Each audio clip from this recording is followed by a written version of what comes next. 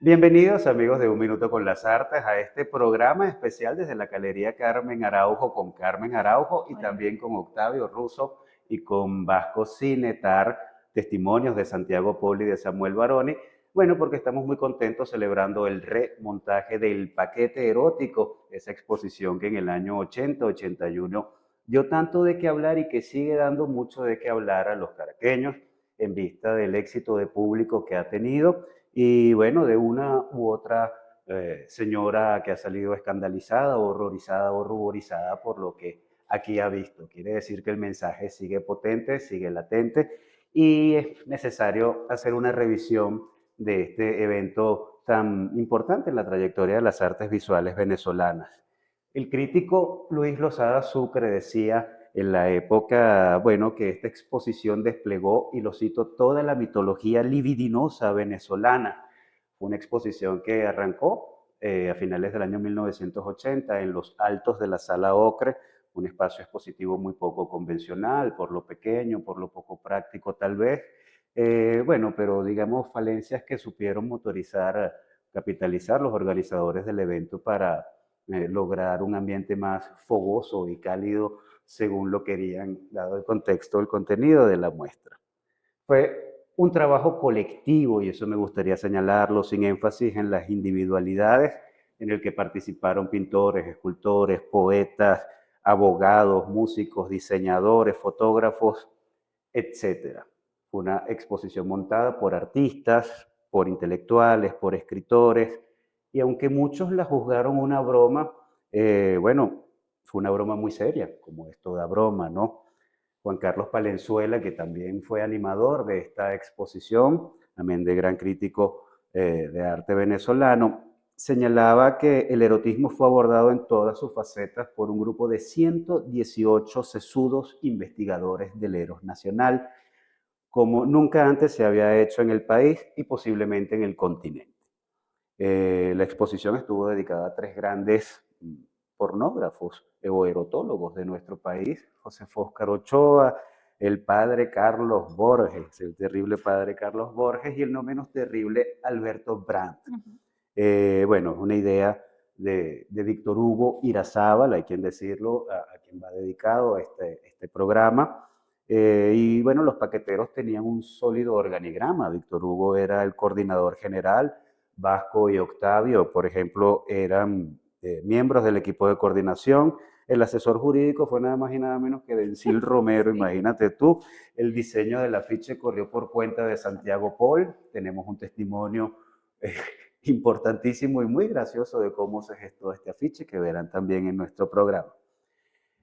Bueno, esto se materializó, aparte de la exposición en los altos de la Sala Ocre, en un paquete literal, en una carpeta que pesaba alrededor de 5 kilos, con diseño de Oscar Vázquez y que editó la editorial Marginal Contracorriente, Ujú. que había creado Víctor Hugo a la sazón meses antes con su grupo de, posteriormente, paqueteros.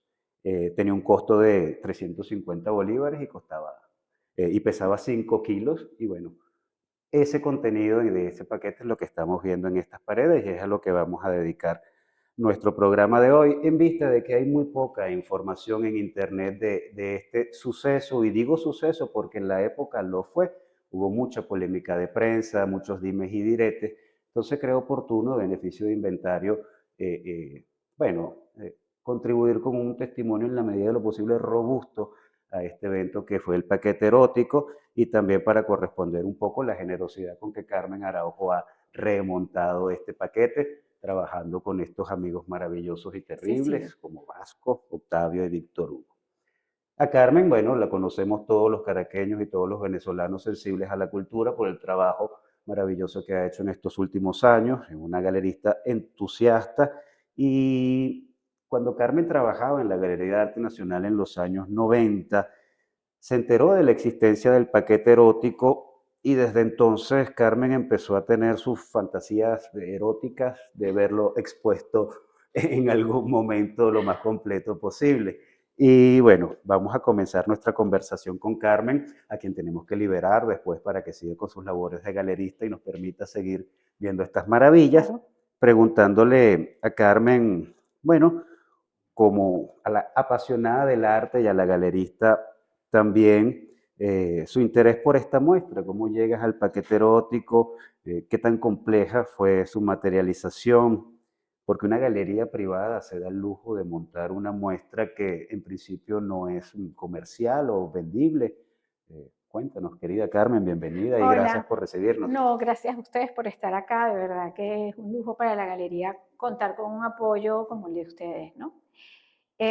Bueno, sí, yo supe el paquete erótico cuando trabajé en la GAN hace mucho tiempo y afortunadamente uno como galerista también tiene mucha gente alrededor de apoyo, maestros que no lo dejan a uno solo y que siempre están hablando al oído. Y esta exposición es resultado de esos personajes que siempre te están acompañando y hablándote al oído como Víctor Hugo Urazábal y como Vasco. ¿Okay? O sea, esta exposición es producto de la amistad de esos dos señores bueno, y de la confianza de ellos para con la galería, ¿no? Un día conversando con Vasco, llegamos, no me acuerdo cómo ni por qué, al paquete erótico. Me dijo, yo tengo algo. Inmediatamente llamamos a Víctor. Víctor dijo, yo también tengo, y empezamos entre los tres a organizar, a armar y a tratar de saber que lo teníamos completo. Una vez que dijimos, ok, está, vamos a mostrarlo. O sea, hacer cualquier cosa con esto antes de, a mí me parecía importantísimo que la gente lo viera, que lo pudiéramos, porque además en ese momento en que se expuso en la GAM, no se abrió. En la exposición, en la GAM se expuso dentro de lo que fue la exposición de polémica, pero se expuso cerrado, o sea, no se abrió como está ahorita en la sala. Entonces, nos parecía importante hacerlo. A eso se sumó la secuencia de fotografía, que es el registro del opening hecha por Vasco, y una serie de retratos que particularmente me interesan muchísimo de algunos de sus artistas, ¿no? Entonces, bueno, eso. ¿Cómo darle el espacio? Yo creo que después que uno tiene ya algún tiempo haciendo galería, lo que uno más quiere es disfrutar lo que se ve en el espacio de la galería. Más allá de la venta, ¿no? O sea, siempre lo digo, la galería tiene que vender, o sea, somos una galería comercial, si lo quieres poner así, pero también creo que tenemos una, una oportunidad, yo no voy a llamarlo, todo el mundo me dice, es que las galerías tienen una obligación, yo no lo veo como obligación, sino como una oportunidad de un vacío institucional para poder hacer que estas cosas lleguen y se muestren.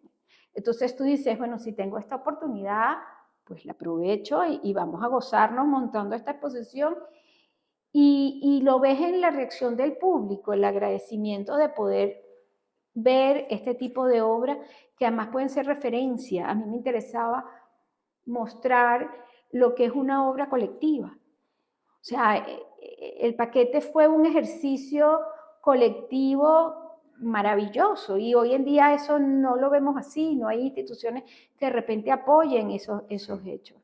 Entonces, bueno, todo eso es un poco lo que está en la sala hoy en día. O sea, esta exposición es producto de eso.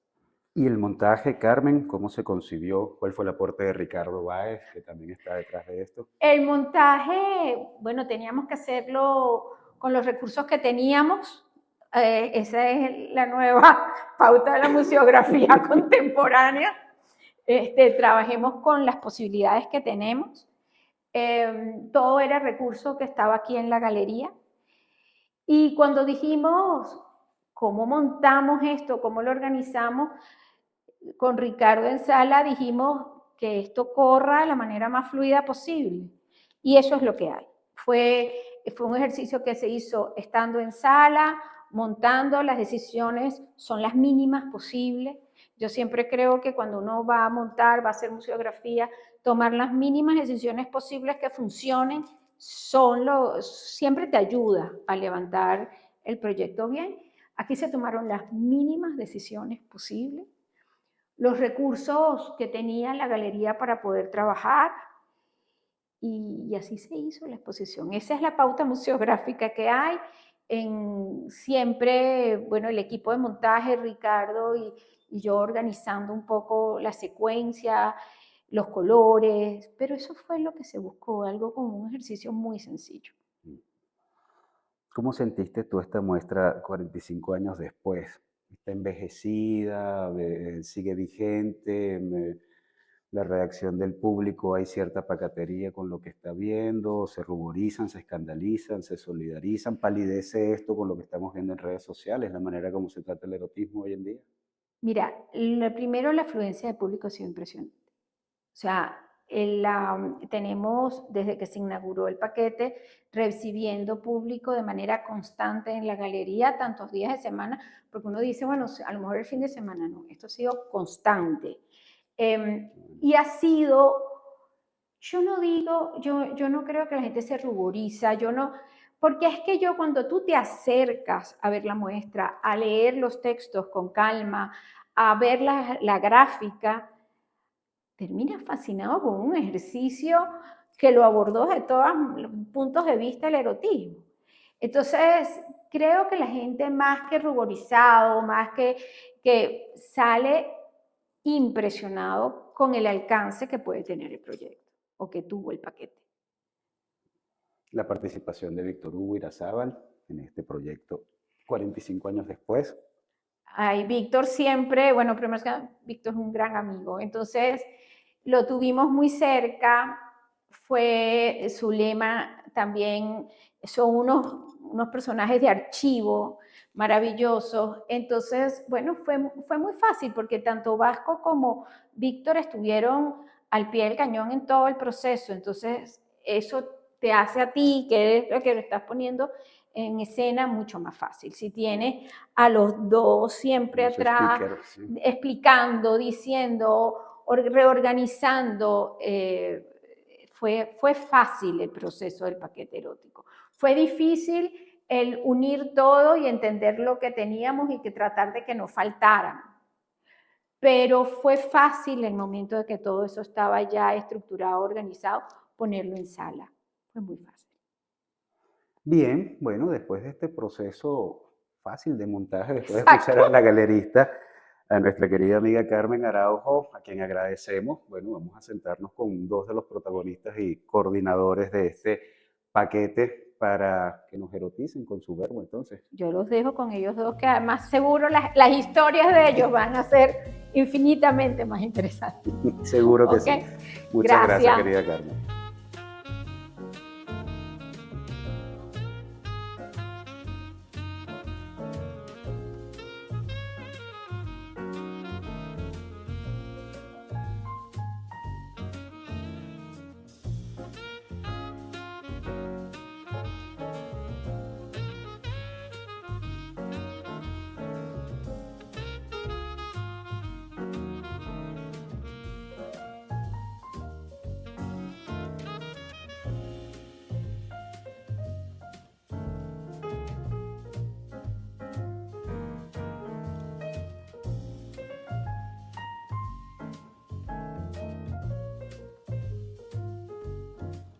Escuchemos a continuación el testimonio que nos hace llegar Víctor Hugo Irazábal, coordinador general del paquete erótico y cerebro detrás de esta exposición. El paquete erótico surgió a finales de los 80 en el contexto de Ediciones Contracorriente, que fue una editorial al margen de lo convencional, organizada por el grupo marginal Contracorriente. Su primera edición fue la llamada Bolsa de Trabajo, de vida muy corta. La siguiente fue el paquete erótico. La idea era realizar actividades experimentales al margen de las formales. ¿Y qué mejor temática que el erotismo para romper con tales formalidades? Ahora, de que haya sido una revisión del erotismo venezolano que podríamos considerar como un logro, realmente no lo teníamos previsto, ni lo esperábamos.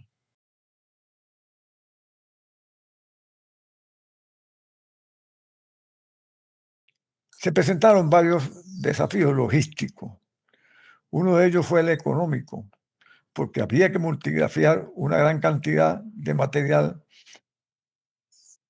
para armar 500 paquetes, lo cual implicó la compleja empresa de recolectar dinero. No obstante, algunos artistas donaron sus trabajos, tales como Jacobo Borges, Zapata, Régulo, Abilio, entre otros, y al colocarlos, obtuvimos parte de esos recursos. Otras contribuciones fueron las donaciones de material por parte de los participantes, tales como resma de papel, cartucho e incluso facilitar contacto para multigrafiar. La venta del paquete y el afiche permitió cancelar buena parte de las deudas adquiridas. Otro desafío logístico fue contactar a los creativos. Más de 80 personas participaron para que formaran parte, para darle forma al paquete erótico. Ante este reto, Vasco Cinetar contactó fundamentalmente a los poetas, escritores y fotógrafos, y persona a los artistas plásticos, tarea que se me facilitó por el hecho de que trabajaba en el cuerpo E del Nacional para la época, lo cual me dio la oportunidad y posibilidad para hacer estas conexiones. Otro desafío, fíjate, fue protegernos de las quejas o demandas por la temática de la muestra. Afortunadamente tuvimos un asesor legal, Dencis Romero, quien atendió las quejas o reclamos que hicieran personas en desacuerdo con la idea. En cuanto a los desafíos creativos, para mí el más importante fue plantearnos que el paquete tenía que tener un impacto y conectar con la gente. Para ello, afortunadamente, Oscar Vázquez coordinó tanto el diseño editorial como el gráfico en el proceso de ensamblaje del paquete y creo que lo logramos. Otro reto creativo fue que inicialmente solo pensamos en hacer el paquete erótico. La exposición no estaba prevista y fue la presión de la gente que nos empujó a dar ese paso tan importante. Esa experiencia fue un verdadero desafío.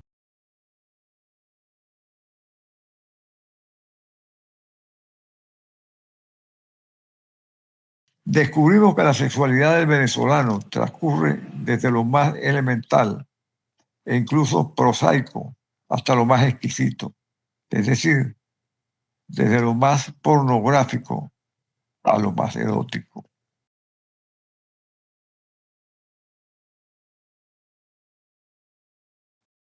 Diría que es mantener su vigencia. Pareciera que la sexualidad y el erotismo son dimensiones constantes, perennes, que motivan y movilizan la curiosidad de la gente. De hecho, tengo entendido que el remontaje realizado ha tenido un gran éxito y convocatoria. Y adicionalmente, sin mayores pretensiones, sin proponernos, el paquete ha estado ayudando a revelar el perfil erótico del venezolano.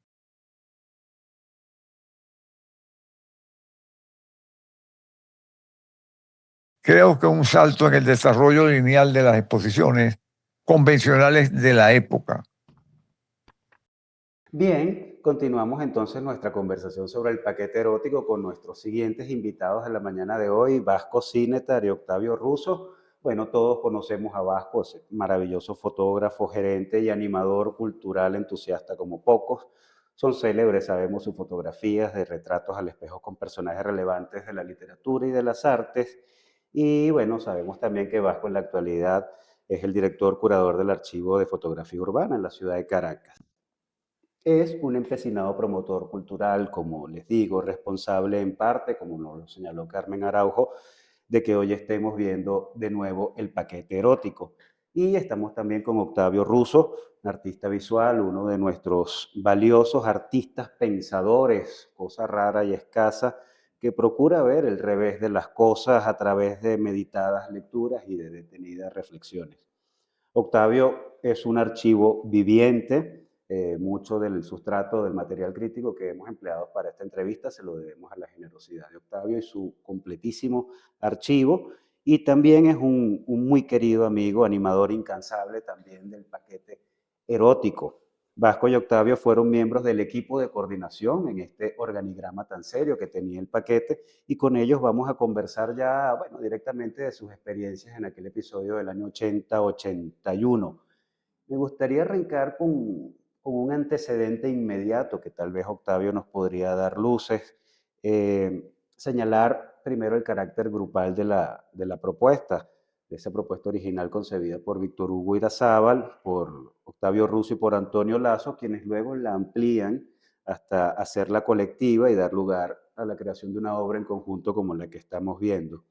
Eh, Además de los abordajes colectivos, propiamente dicho, sobre el erotismo hechos por el techo de la ballena, pensando en los falsarios eróticos de Alberto Brandt, por ejemplo, del 66, hay un antecedente más inmediato al paquete erótico que podríamos rastrear en la publicación de la llamada La Bolsa de Trabajo.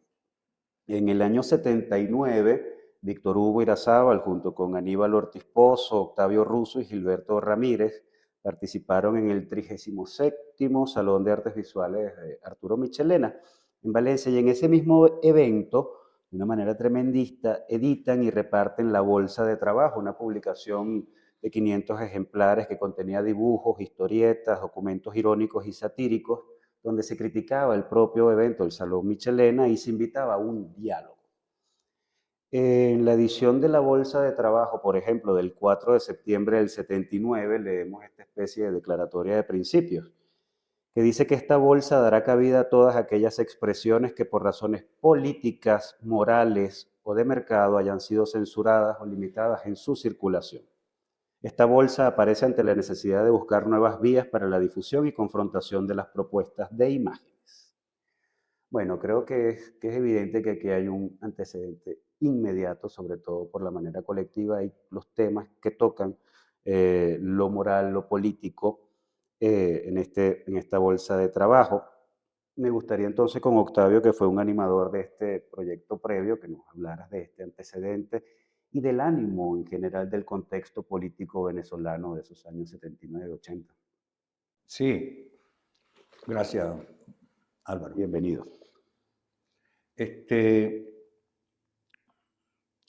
Estamos en los 80, ¿verdad? Hace 45 años, ¿no? Aproximadamente. Sí, exactamente. Yo tenía particularmente unos 31, 32 años. Éramos un grupo de personas que nos habíamos manejado en la actividad artística. Estábamos en formación, ¿no? Temprano. Y aquí había dos posturas. Una postura que era, vamos a decir, el artista que persigue una búsqueda estética per se, y en el grupo nuestro éramos un poco incómodos. Teníamos una postura también social y política beligerante.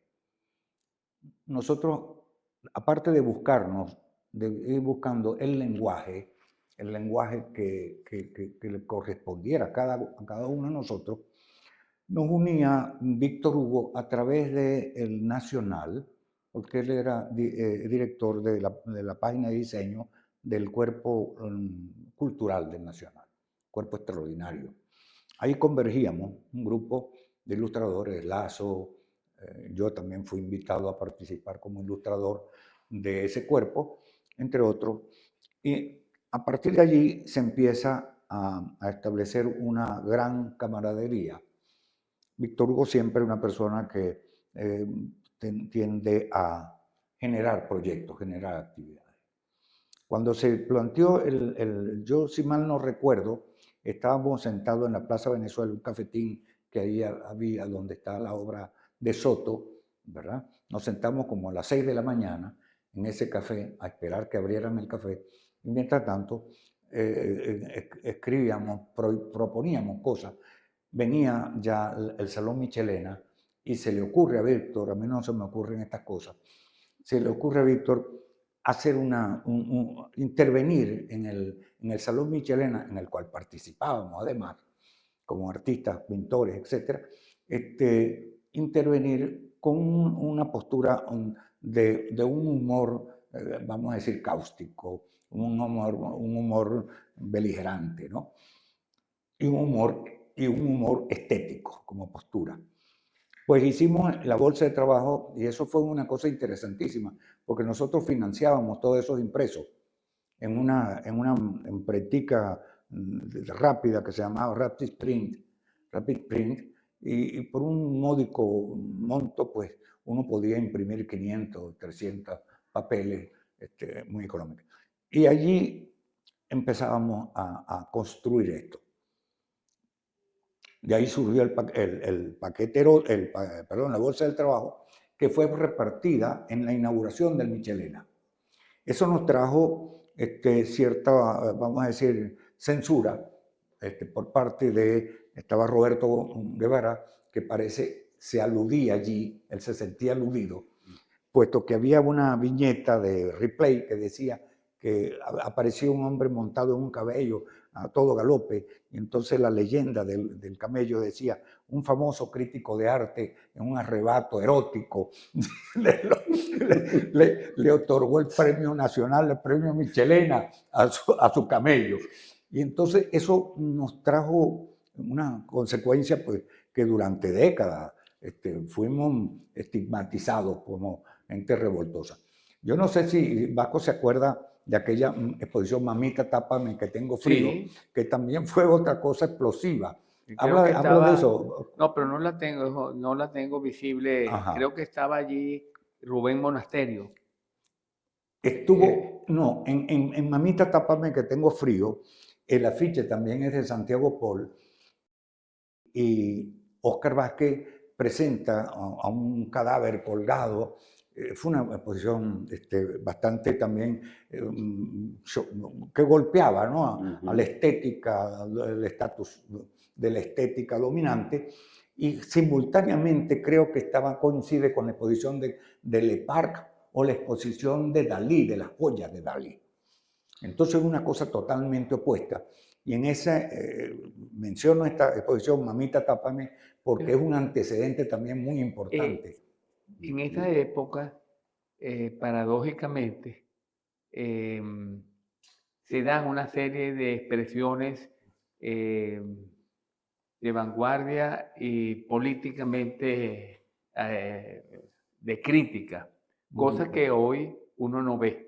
El tema político no es un tema que está en el, Bueno, ni se te ocurra, porque en el espacio, ni se te en ocurra. el espacio del arte. Sí. En los 70, 60 era un tema bastante natural que se organizaran los grupos como el Techo de la Ballena, como este que tú nombras, Mamita, tápame, sí. y el paquete erótico surge de esa circunstancia también. Fíjate, había una crítica a las bolsas de trabajo.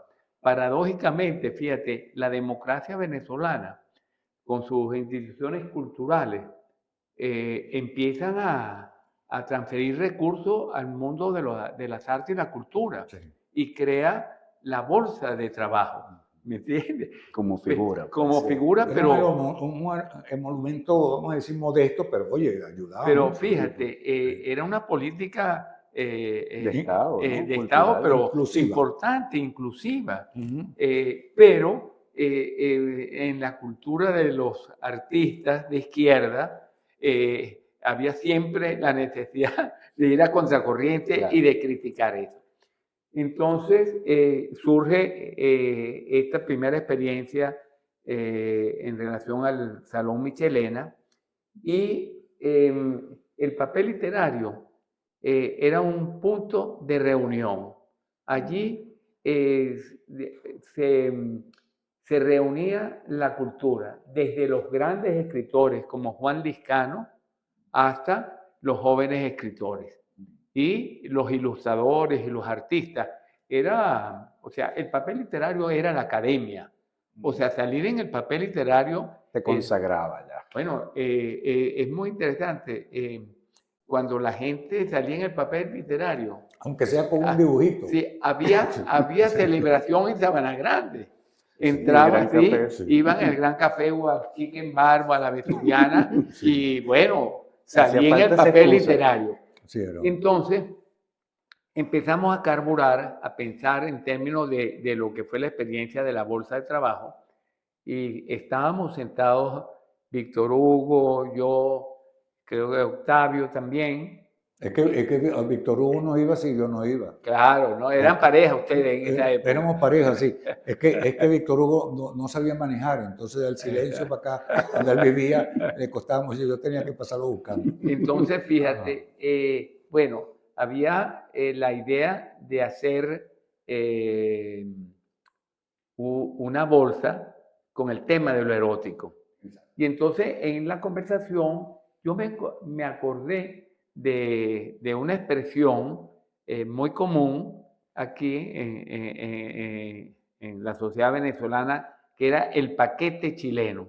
Sí. El paquete chileno engaña a uno a través. Entonces yo dije, cónchale, vamos a ponerle el paquete erótico, en vez de chileno, el paquete erótico. Pero que mira, es que Y la surgió palabra ahí- erótica es tan hermosa, porque la erótica uno la asocia solamente a la sexualidad. No, es Y todo. es mucho una cosa, más. bueno, Entonces, sí, pero es una cosa que fíjate, no todo el mundo eh, la entiende así.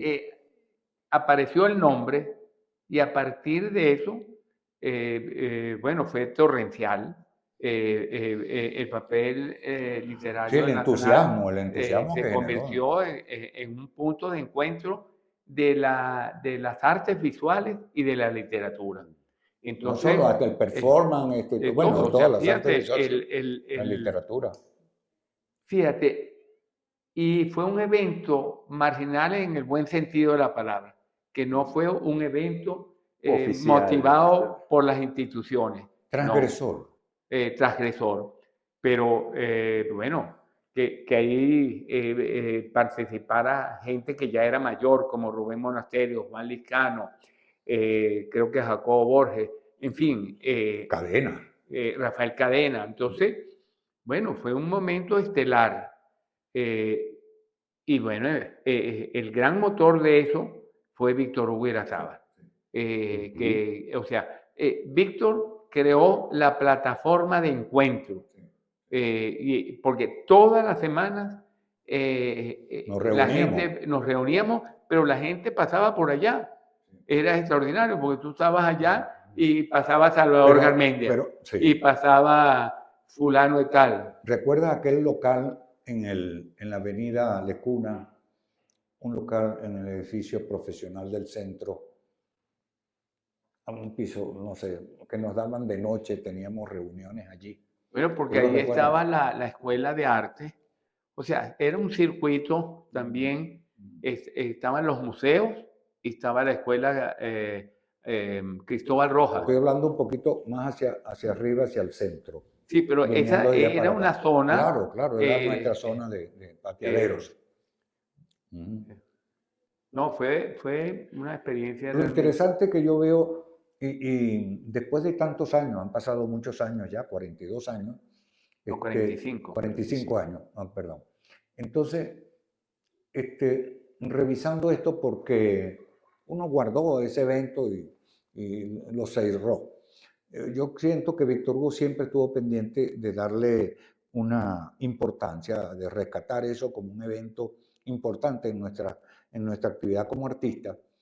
Y la verdad es que yo no tomé. Víctor trabaja mucho hacia afuera, él como comunicador, como periodista, que también trabaja mucho, pero algunos de nosotros, me incluyo, trabajamos hacia adentro.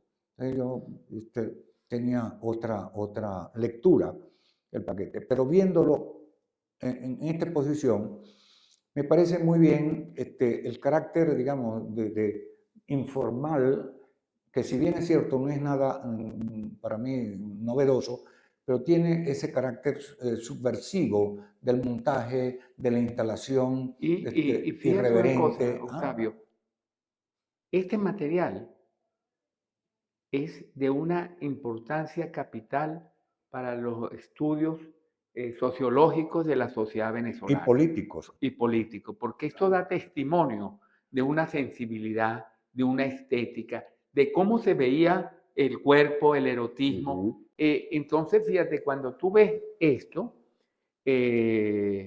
testimonialmente, o sea, un estudioso de la sociedad venezolana se pone a estudiar esto y va a sacar Una antropología del una antropología venezolano. del venezolano. Sí. Yo observo, Guy Debord escribe Ujú. La Sociedad del Espectáculo 10 años después de este evento. 10 años después de este evento. No quiere decir esto que nosotros hayamos, vamos a decir, dado una respuesta no vista nunca. Está el Fluxus en Europa y más atrás está Dada, ¿verdad? Pero en todo caso fue una reacción espontánea. Sumar todo ese grupo de gente que incluso ya no los ubicamos, no sabemos dónde están, pero todo ese grupo que se incorporó a ese proyecto fue buscar en toda Venezuela, en los baños, en las escuelas, en los bares. Bueno, esto es uno de los grandes archivos de la sociedad venezolana. O sea, cuando se quiere estudiar la relación de la sociedad venezolana en relación al erotismo, al cuerpo, este material, Este paquete, este sí. paquete, porque finalmente, ¿qué es esto? Esto es un archivo de la Sí. memoria erótica y del cuerpo y de la Que moral. estaba disperso, todo ese del material país. estaba disperso en publicaciones, ¿cómo se llama eso? En panfletos, en cosas. Y archivos, por ejemplo, de personas, ¿cómo se llaman? Boyeristas, que se encargan a través de su apartamento de espiarle al vecino y fotografiarlo. Todo eso fue una experiencia que antropológica sería, sociológica, en fin. Yo creo que fue un comienzo extraordinario y que debería ser ampliado, debería ser profundizado, porque nosotros no teníamos mayores recursos, salvo ese gran ímpetu erótico que nos movía a realizar cosas. Para darle continuidad a esto, tendríamos que incorporar a ese maestro del arte y de la fotografía venezolana, Nelson Garrido, para abordar. Pornógrafo mayor. Y yo cito a otro que fue el poeta José Lira Sosa. José Lira Sosa, que se nos escapó porque bueno, estábamos en el calor de la lucha, El fragor de la cosa. de todas las luchas para sobrevivir, para estudiar, para crear, para todo. Entonces, bueno, se nos escapan algunas cosas allí que seguramente, por eso digo, ampliar el proyecto a partir de esta primera experiencia, que considero extraordinaria, yo creo que es un proyecto muy necesario. Lira Sosa queda fuera de tantos otros, no sé, como Garrido. Garrido no estaba en ese, No. estaba en ese grupo inicial. Todo Pero comenzando. te digo que fue vamos a decir, fue algo tan febril la experiencia de juntarnos, Hay un detalle que creo que es importante, que fue la puesta en escena de todo ese material en los espacios de la sala Ocre. ¿Cómo fue ese montaje? Bueno, voy a empezar por una anécdota que Víctor Hugo ha dado a ese tipo de jugadas, ¿no? Yo tenía, para ese entonces, un Toyota que había comprado, lo compré en el 77, por allí. Y entonces me dice, mira, me regalaron un metro cúbico de tierra, vamos a buscarlo, que me lo regalaron, para hacer una instalación que iba en la entrada de la sala, que era un pasillito angosto de no más de 1,20 m de ancho, y en ese pasillito Carlos Serpa iba a hacer una instalación. Entonces él me dice, vamos a buscar esa arena. Bueno, vamos a buscar, poco a poco, porque en la caja del Toyota no cabe un metro cúbico. Bueno, agarramos una pala y nos fuimos para el sitio y nos metimos al lado del Ateneo, había una obra. ¿Cómo se llama? Una malla, una cerca. Nos metimos allí. Y cuando estamos echando la pala al carro, sale un vigilante gritando que le estamos robando la arena. Pues yo tuve que prender el carro volando, ¿no? Y salí de allí mandado por esa avenida Libertador. Y le digo, chico, Víctor, ¿cómo me echas tú esa broma? Y él muerto en la risa, porque él vio esa, No había ¿sabe? hablado. Estaban construyendo el Teresa Carreño, y era material del Teresa Carreño, y entonces Víctor Hugo me dijo que se la habían regalado. Y yo fui allá con él a paliar arena y meterla ahí en el carro. Bueno, el hombre disparó, hizo unos disparos y todo, bueno, nos escapamos.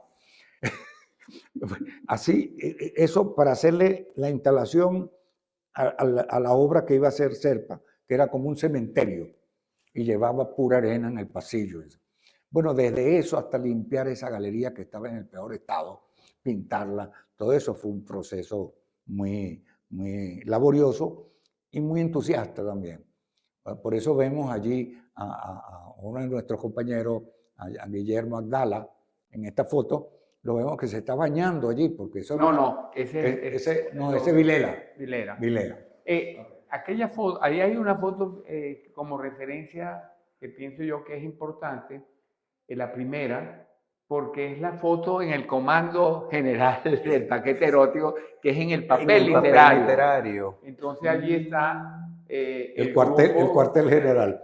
Coordinador, y está también William Dumont, Claro, el fotógrafo. que ahorita es un fotógrafo de una larga trayectoria, Oye, sí, pero en ese momento él era office boy el office boy del Nacional. del papel literario y de las páginas culturales.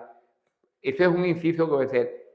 Muchos de los fotógrafos de los periódicos son personas que han entrado de office boy y se meten en los laboratorios y terminan siendo fotógrafos. O sea, no van a la escuela al CIES ni a Roberto Massa, sino vienen de la calle.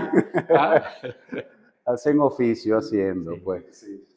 Y ahora que Octavio menciona el diseño gráfico, bueno, el paquete propiamente lo diseñó Oscar Vázquez, pero el cartel lo diseñó nuestro amigo Santiago Pol, quien desde Barcelona nos deja un testimonio muy jocoso y muy interesante que vamos a ver a continuación.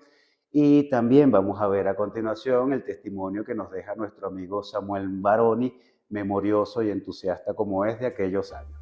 Veámoslo.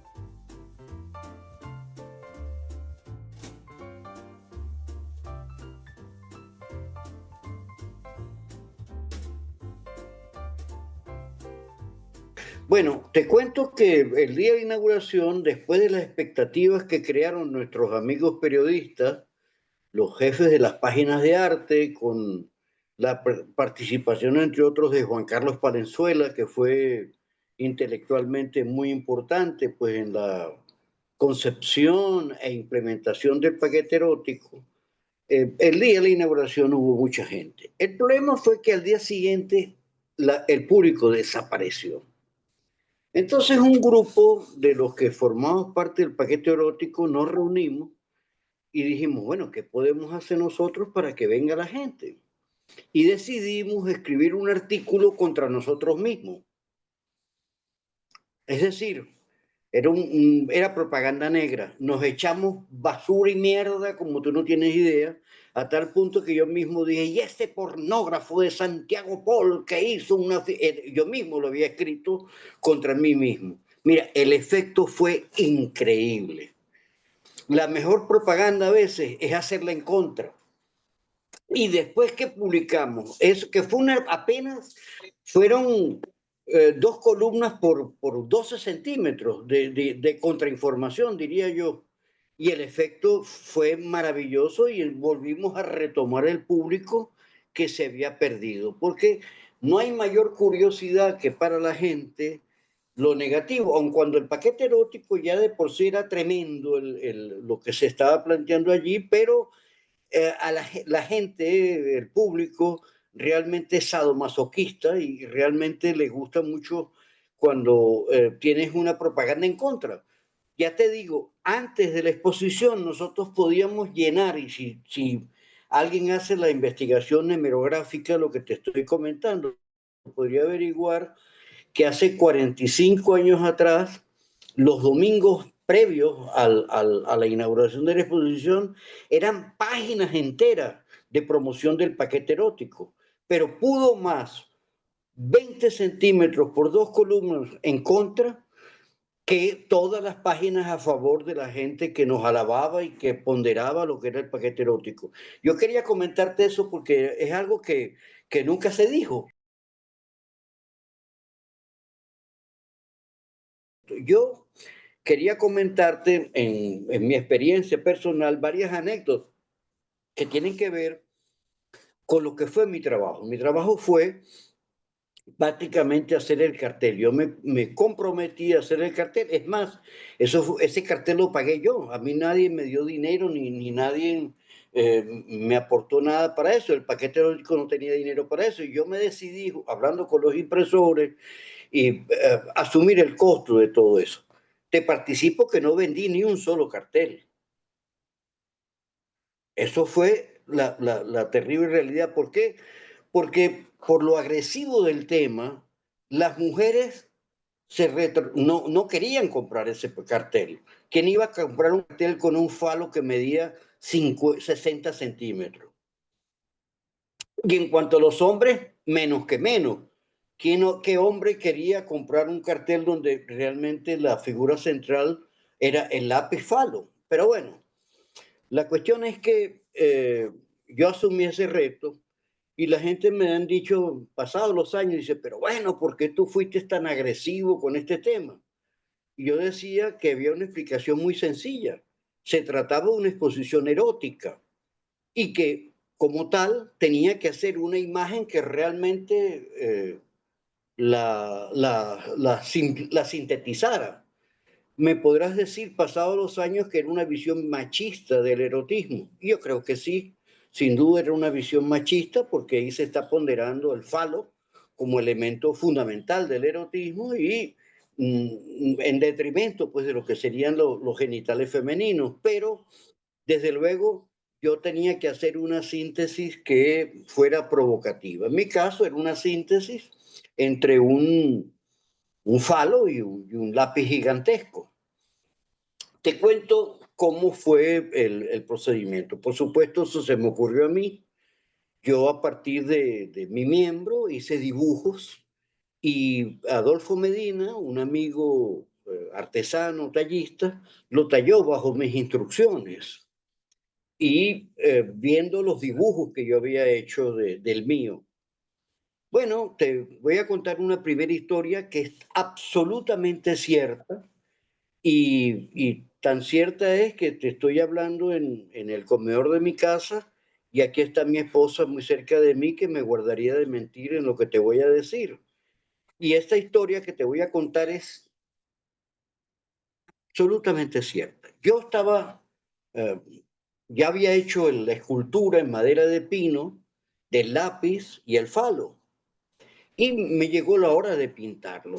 Yo estaba, mi taller era el taller del Consejo Nacional de la Cultura, en aquel tiempo CONAC, que quedaba en la calle, en la avenida, la calle Luciana, en Las Mercedes, muy cerca de lo que fue al lado de la Biblioteca Nacional, el edificio administrativo de la Biblioteca Nacional, y diagonal a Pollos Hermanos Rivera. Te doy estos datos porque Pollos Hermanos Rivera creo que todavía está en pie allá en Las Mercedes, en la calle París. Bueno, diagonal a eso estaba la calle Caroní y ahí estaba la Quinta Luisiana, la cual con el tiempo fue demolida y hoy en día hay un edificio. Pero bueno, en esa quinta, en la planta baja, trabajábamos unos 6, 7 diseñadores y diseñadoras. Todos éramos de razas diferentes. Por ejemplo, Jorge Pisani era de origen italiano, Óscar Vázquez venía de Margarita y más bien recordaba a la cultura de tipo racial de los habitantes de la isla por su altura, etcétera, etcétera. Estaba también un muchacho moreno de Barlovento que trabajaba con nosotros. Había otro que venía de, de Guayana, de Ciudad Bolívar, no, era de donde están los Pemones, en Santa Elena, Guairén. En fin, estaba compuesto por personas, hombres y mujeres, de razas muy distintas. Evidentemente, hablar de razas y ver el color de los penes era la misma cuestión. Total que yo, con una actitud muy provocadora, pinté el lápiz de amarillo, amarillo mongol, le había puesto todo y dejé la parte de adelante, el color carne, para el final. Y lo hice en un sitio de la quinta donde trabajábamos, que tenía acceso y pasaban permanentemente todos los diseñadores que trabajaban por allí.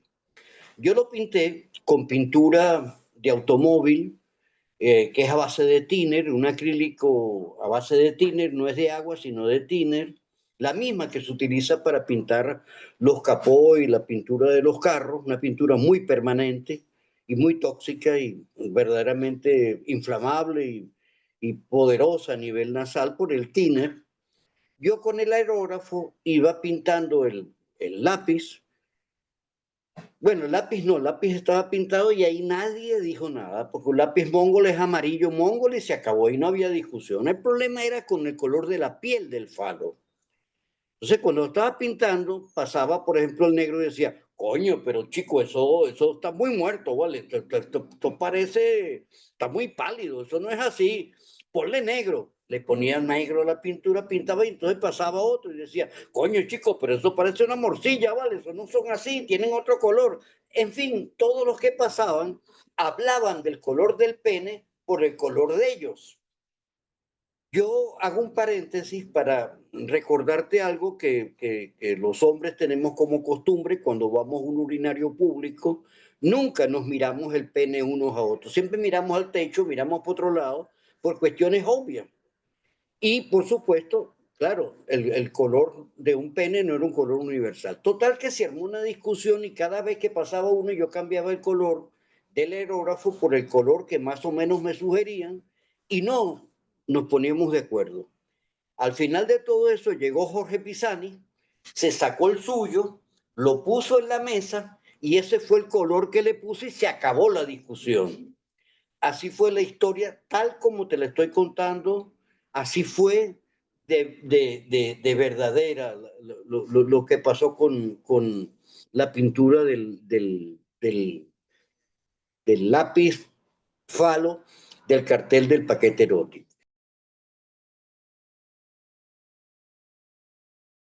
Yo creo que un encuentro conmigo mismo, donde pude expresar, sintetizar, eh, a través de un tema, como era el tema del paquete, una, una visión muy personal de lo que era el erotismo y lo que era el diseño gráfico, sin duda alguna.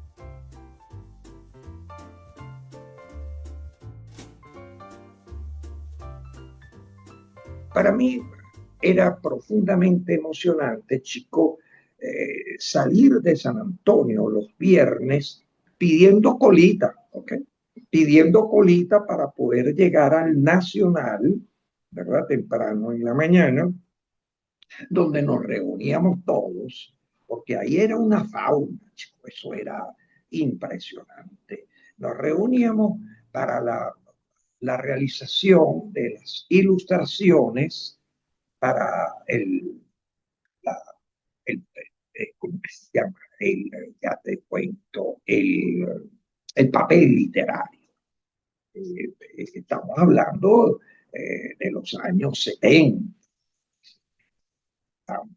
Entonces, bueno, por supuesto, para mí era fantástico tener que reunirme con toda esta gente profundamente culta, inteligente, hipersensibles y sobre todo, chicos, porque estos tres personajes con los cuales, con los cuales hacíamos las ilustraciones para el papel literario, eran unos verdaderos buitres de los libros. Estos tres se bebían profundamente estos libros. Entre ellos estaba, por supuesto, Víctor Hugo Irazao, Antonio Lazo y Octavio Rosso. En una ocasión llega Víctor Hugo, que Víctor Hugo siempre era fomentador y siempre estaba inventando cosas, ¿no? Y de repente dice, chico, vale, ¿y por qué no hacemos algo sobre la memoria erótica de, de Venezuela? Y bueno, allí se inició. El entusiasmo fue enorme, profundo. Y salimos rápidamente a las calles del centro en búsqueda de esos lugares mágicos, religiosos, eh, que lo hay por gran cantidad, y buscando tarjetas, postales, cualquier cosa que tuviera que ver con el erotismo. O sea, se descubrió para nosotros un mundo verdaderamente interesante, porque el paquete erótico se convierte en algo que nunca había existido, chicos, donde se establecía una relación profunda, intensa, entre los poetas, los músicos, los sociólogos, los psicólogos y la gente después, por los dibujos anónimos. Eh, Tú te puedes imaginar, chico, la belleza que era aquello, donde se fusionaba todo y no había diferencia absoluta, todos éramos iguales.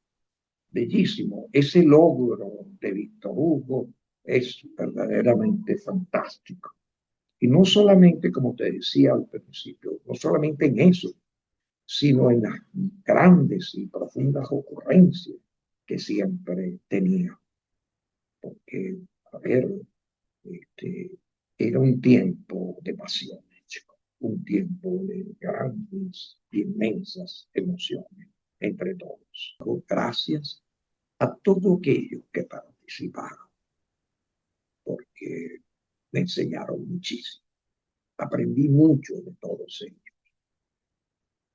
que había esa cosa franca, sincera de dar, no, de no ser egoísta ni mezquino, sino que todo.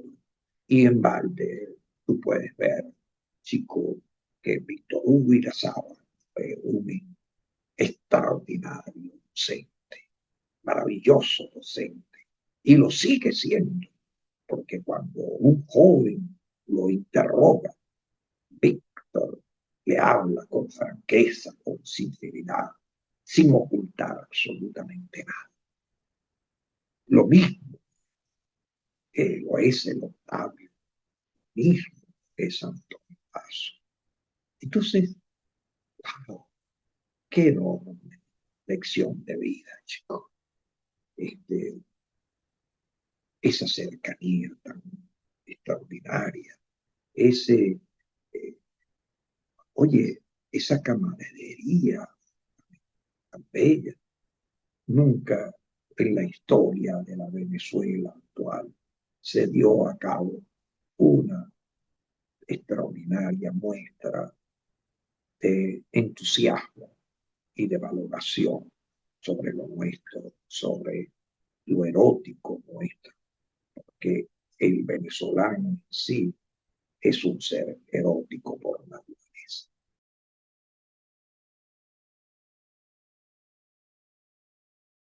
Enseñanza, una lección de vida. Bueno, después de haber visto estos dos encundiosos testimonios, vamos nosotros a ir cerrando con nuestros entrevistados, pero queríamos preguntarle a Octavio propiamente por esas postales que como obra él propuso para el paquete. ¿En qué consistieron, Octavio? Bueno, mira, en vista de que yo estuve tan ocupado en la parte de planificación, de organización, de búsqueda, teníamos que viajar a Valencia, a varios sitios, en fin, en Caracas mismo, yo dejé muy poco espacio para mi actividad de plástica, ¿no? De creación.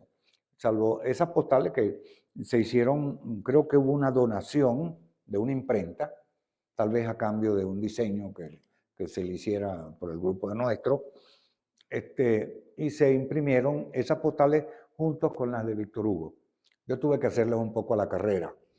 Y algunos dibujos que están por allí y alguna otra obra, que creo que fue una obra que premiaron en el Michelena, que aparece ilustrando unos textos. Por aquí está esta otra. Yo no tuve mucha actividad, digamos, aparte de la organización de esto, de buscar fuentes, etcétera, etcétera, ¿no? Copiar, mandar imprenta, eso. Otros sí tuvieron la oportunidad de participar, incluso sin tener una actividad, vamos a decir, del equipo obrero, ¿no? de producción de esta obra. No así Vasco, que estaba con su cámara permanentemente. Yo también tenía mi cámara y tengo en los archivos también un material que inédito totalmente, que pienso que para un futuro de una revisión de esto y una ampliación de este proyecto, pues puede enriquecer aún más esa otra propuesta que se pueda generar. Sin duda.